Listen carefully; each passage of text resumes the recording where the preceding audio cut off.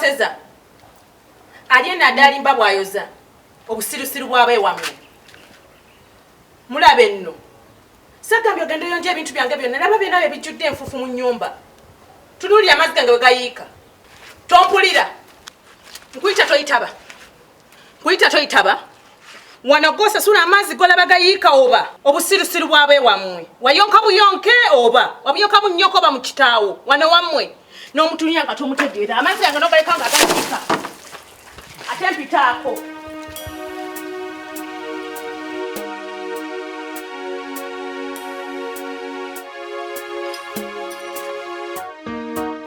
ndeetawo ekyokulya ekiri okumpi mulabe nowe yeetintimya tugambe kukubya ennyo n'omutunuulira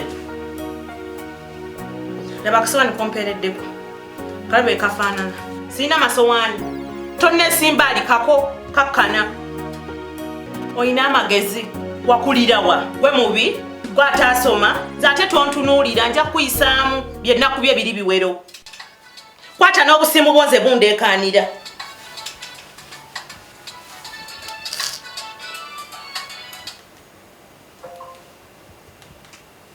Yes, hello. Hello. Hello, madam. How are you? I'm okay. How are you? I'm fine. This is Irene. Yes, this is Juliet. You submitted your papers Yes. 2 weeks back. Yes. I want to inform you that we would want you to come and do a job interview tomorrow. Is it possible?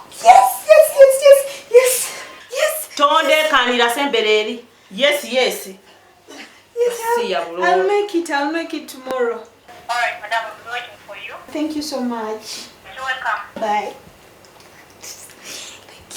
nga mpulidde oleekaana ki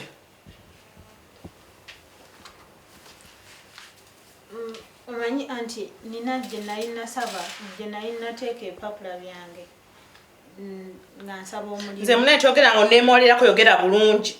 Nina gye nali nateeka ebipapula byange nga nasaba omulimu kati ng'ani akuwa omulimu gwe era mu kwerimba. Anti enkyambadde nsaba ngende nkola interview kuba bampise.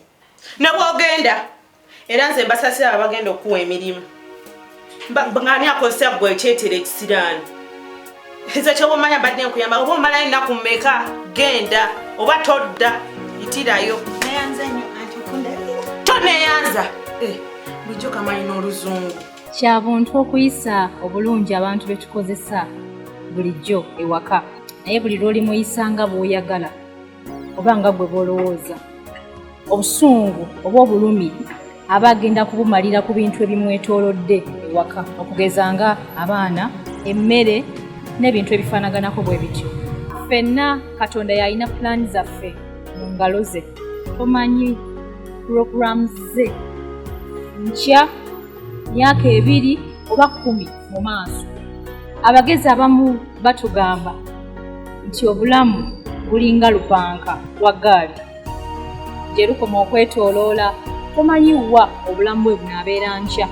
Olwaleero oyinza okuba nga buli waggulu naye nkya ne bukyate nga buli wansi. N'olwekyo naawe ayita mu mbeera efaanaganako bw'eti saba omanye ekintu kimu teri mbeera ya lubeerera era nti n'obugumiikiriza nabwo kikulu. Twebaza nnyo mikwano okulaba obuntu bwaffe okulaba clips zaffe zonna ze tuteekayo mwena abalikinga abasharinga abakomentinga. Kakano mbadde nkusaba otwale eddaala eddala osubscribinge ate era okilikinge ne kadaako kolaba mu nsonda tunabanga tutaddeyo ng'ojja okuba omuntu namba emu okufuna clips zaffe.